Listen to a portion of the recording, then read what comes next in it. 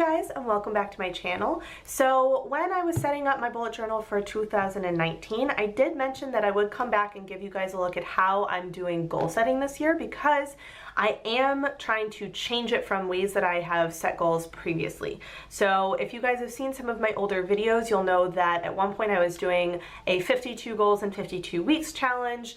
I more recently was doing a 101 goals in 1,001 days, and both of those, in terms of overall goals, I think the 52 goals in 52 weeks was a little bit more, it was a little bit closer to what I'm going to be doing now, but the 101 goals in 1,001 days was just a little bit too much for me to manage. It was too long of a time frame where it was just, I don't know, it just didn't quite work for how my brain works. So I am changing how I'm doing goals, and I do still have sort of a difference between short and long-term goals and things I'm gonna do this year versus things that might take longer than a year to do. So one of the first things that I did for this year was, instead of picking a word of the year, which I actually did do last year, and I literally could not even tell you what my word was, and that's why I'm not doing it this year, because it just didn't really speak to me in that way. But what I'm doing this year is I have my top 5 goals for 2019. So these were the things, when I was kind of going through my list, they have come up in various spreads again and again. And so those were the 5 goals that I decided I wanted to focus on for the year. So these, as I mentioned before, are a combination of goals that I have complete control over, things that I have partial control over, and things that are kind of a little bit more out of my control, but they're all things that I think could be reasonably accomplished within the year. I still have to work towards them, but I think they're not such big goals that I wouldn't actually be able to finish them during the calendar year. I thought 5 was a good round number, and it was something that these are goals that sort of go into different areas of my life. Now, I did not actually pick specific areas of my life. These were just goals that came up, that have come up again and again, that I decided it was time to kind of make it official. They are goals, they're things I want to do this year. So after deciding on these goals, the next step was figuring out how I was going to, so first, where was I going to write them down so that I would have them? And 2, how was I going to track my progress? So last year, I actually did have a couple of year-level goals for finances and for cleaning. And as I mentioned in my 2019 setup video,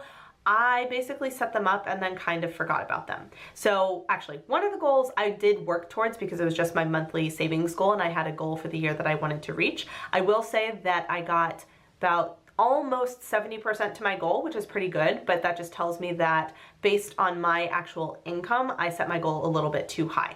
So those were goals that I actually had put in my home bullet journal, and I sort of just forgot about them because I don't use my home bullet journal for day-to-day stuff. It's more like general planning and general oversight, I guess. So I wanted to definitely put these goals in my bullet journal. So when I was setting up my notebook, I thought that I would put them in the front cover, and then I kind of waffled, and then I decided to do it. So this is where I put my top 5 goals for 2019. You'll also notice that I have my sticky note graveyard over here. So this is where I keep little sticky notes to tab and to write random notes, just keeps them handy. So I have my 2019 top 5, and I did just use a copper FABER-CASTELL. You guys know my favorite pen that I use for like just about everything. I decided I would do this. It shows up really nicely on the black inner cover here, so I just went with it. So I have my 5 goals. So the goals are to move, and that means to physically like move apartments. Font, which is I would like to create my own font. Korea, I would like to take a trip to Korea. Save 7,000 euros, so this is my savings goal for the year. And then I would love to reach 50,000 subscribers on YouTube. And as of filming, I'm already at like 22,000, I think. So like it could happen, we'll see. So those were kind of the 5 goals, but obviously this is just like general information that doesn't actually help me achieve these goals. So I needed a way to, basically I needed project planning pages so that I could break down the steps that I need to actually reach these goals. You'll notice that I actually have these little numbers. So I have these little numbers right to the bottom right of each goal, and these are attached to page numbers in my bullet journal. So that is how I decided to set up my project planning pages. I just went ahead and page threaded with my main goals in this front page here. So let's take a look. So the first 2 are on page 31. So let's flip, oops. flip to page 31. So I managed to fit 2 different goals on page 31. I, tried to give myself as much space as I needed, but if it didn't need a full page, then I didn't really see any reason to take it. So for my Save 7,000 euros goal, I have all of the months of the year mapped out. So one of the things that I ran up against this year was I have savings goals and I put money into savings, but I also have earmarked that money for specific things. So for example, I keep my trip planning funds in my savings goals because those are things that I am saving for. But the fact that they're trips means that at some point in like the relatively near future, I'm actually going to need to use that money to buy things for the trip, essentially. So one of the things that as I was going through YNAB to go back through 2018 and see how things went, I realized that I have kind of 2 ways that I can track what I saved. I can track what I physically put into savings, and I can track how much savings I have at the end of the year. And those are kind of 2 different things because, as I mentioned, for something like a trip planning goal, I might actually need to use that money. Or for moving, I have to save money in order to move, but I'm going to spend that money. And then I also have, for example, my general savings account where the goal is to not touch that money until I need it. So I needed kind of a way to track both of those things. So in my home bullet journal, I actually, when I go through my I do kind of a trimesterly review. I do go through and I put in what is actually in my savings account at the end of that trimester, and that gives me an idea of how, like, what percentage of my income I still have saved. But that isn't indicative of all the time. A lot of the times it is, because I don't touch this money all the time. But for certain things, when the trip comes up and I need to buy the plane ticket or I need to buy, a hotel or whatever, I actually have to use that money. So what I wanted to know for this particular goal is how much money do I actually put into savings? Because I know that some of my other goals are to take a big trip to Korea and to move, which are both going to cost money, the money that I am saving in order to do. So what I'm going to do is each month when I do my budget, I'm going to write in how much I've earmarked in savings, and I'm going to do it in pencil at first because every once in a while, unexpected costs come up and I try and plan for them as much as I can in my budget, but until the end of the month hits, I don't really want to write it in pen just in case something changes. So this is going to be the amount of money that I actually put into savings, whether those are for moving, for my emergency fund, for trips, for just general savings, whatever it is, how much money have I actually put into my savings goals and my various goals for that. So that is the first one. So this will just let me keep track of what it is by the month, so that when I go back through YNAB, if I've had to buy a plane ticket, or if I end up moving sooner than I think I'm going to move, I don't think that I haven't actually saved that money. I just used it for the project that it was earmarked for. Anyway, sorry, hope that wasn't confusing. The next one is for 50,000 subscribers on YouTube. So I have, and you'll notice that I've started filling in some things as soon as I know. This one I actually did by increments of 500. So I just have all of those increments up through 7,000, and I'll keep track of it up here, so fill it in as I go. For YouTube, I did it by increments of 5,000 as well, so starting at 10,000. I wanted a nice round number, even though I'm already at 20,000. I just wanted a nice round number, and I thought that starting at 10 was good, so that's why.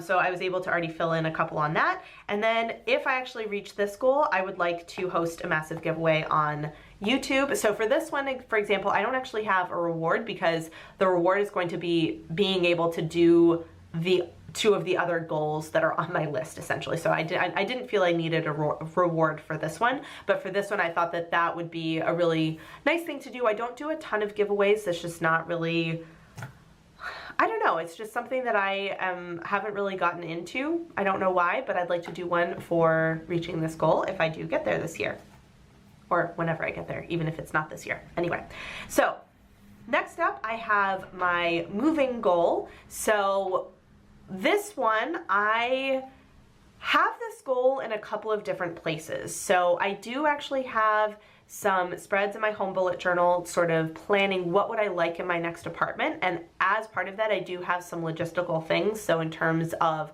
what do I think my budget's going to be for rent, what are some things that I'm really looking for, what are some, like, starting to look at my budget and how much money I want to save. So I do have that in my home bullet journal. I also, as part of my savings goals, which you guys know I set up next to my financial spread, I do also have a tracker for saving for moving.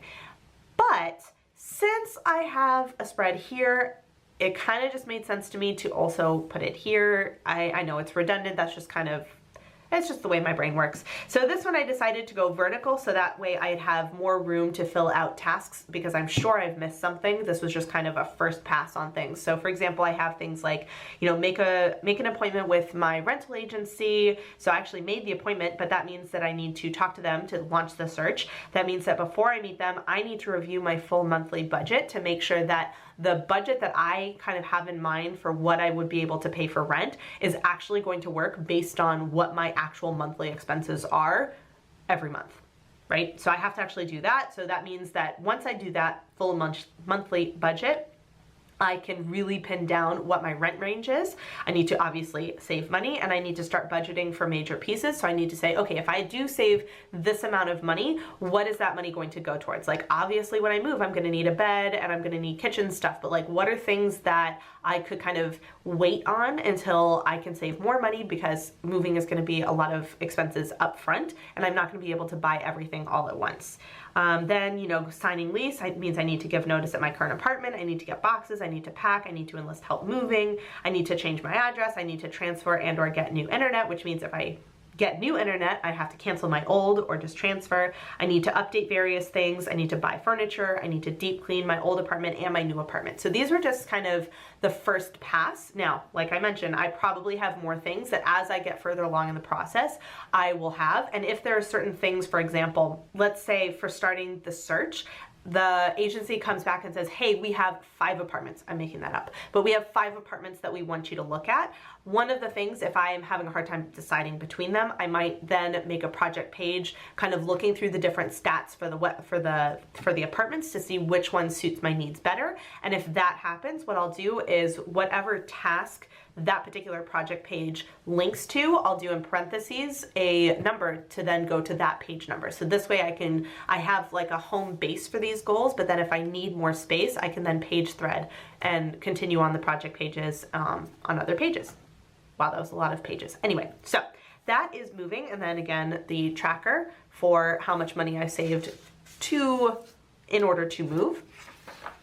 Next, I have my font. So I would like to learn how to make fonts. I actually purchased an online video course.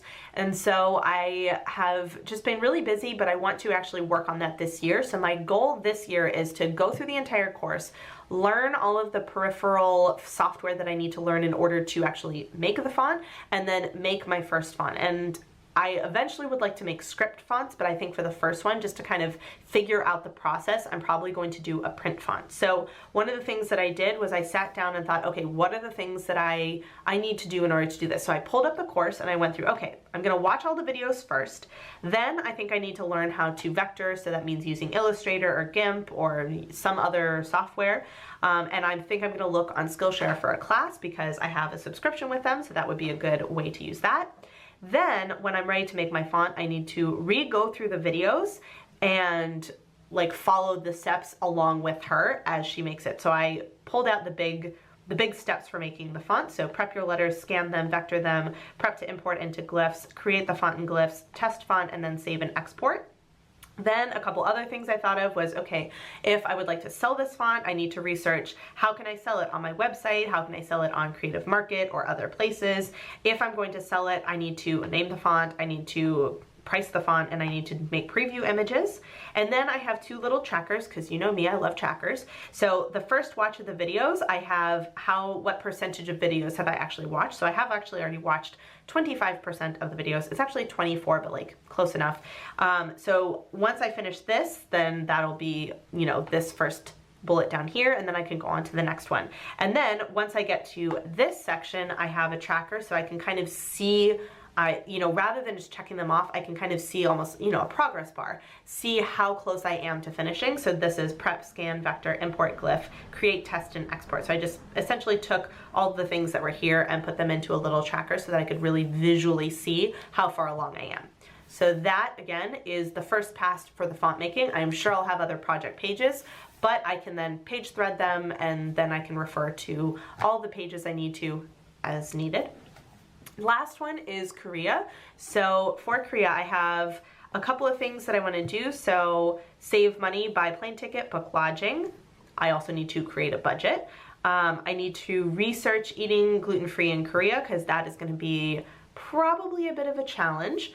I need to research stationery shops. I already know that I'm going to the Time, but I'm sure there's a ton of other ones that I would want to go to.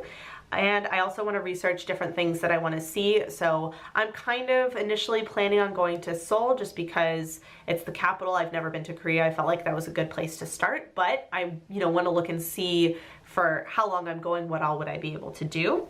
I also would like to contact other bullet journalers or like traveler's notebook people in or around Seoul to see if maybe we could do like a bullet journal meetup or something like that, or a planner meetup. I have a spot for tentative dates, so I actually just didn't have a chance to look at my calendar to put the dates in, but I kind of know roughly when I want to do this.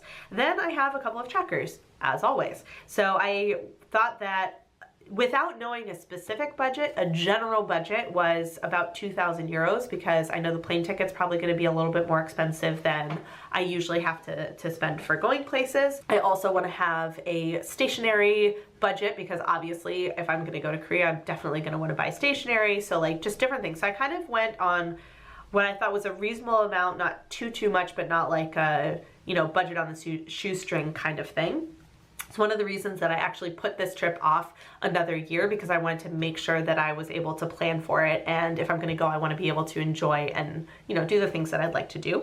And then I also have another planning progress one. So this is, I need to actually work on my budget. Then the next step would be to do research, so into various things, and then buy plane ticket and get lodging. So these are like not exactly like 25, 50%, 75, 100% like progress, but kind of.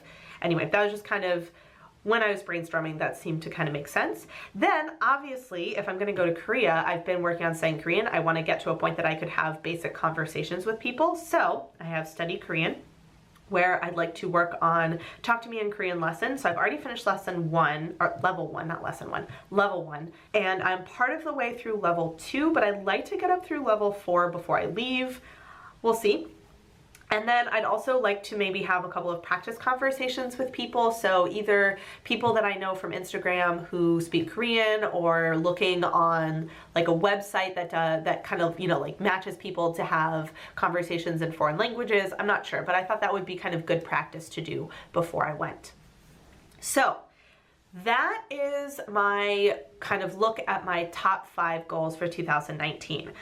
I will do a video in the future on my 5, 4, 3, 2, 1 and my quarterly goals, but I'm still I've started working on them, but I'm still in the process of kind of planning those out. So I want to get that a little bit more solidified before I show you guys, so that hopefully I can show you some project pages that go with that so you can really see how I'm planning on using it.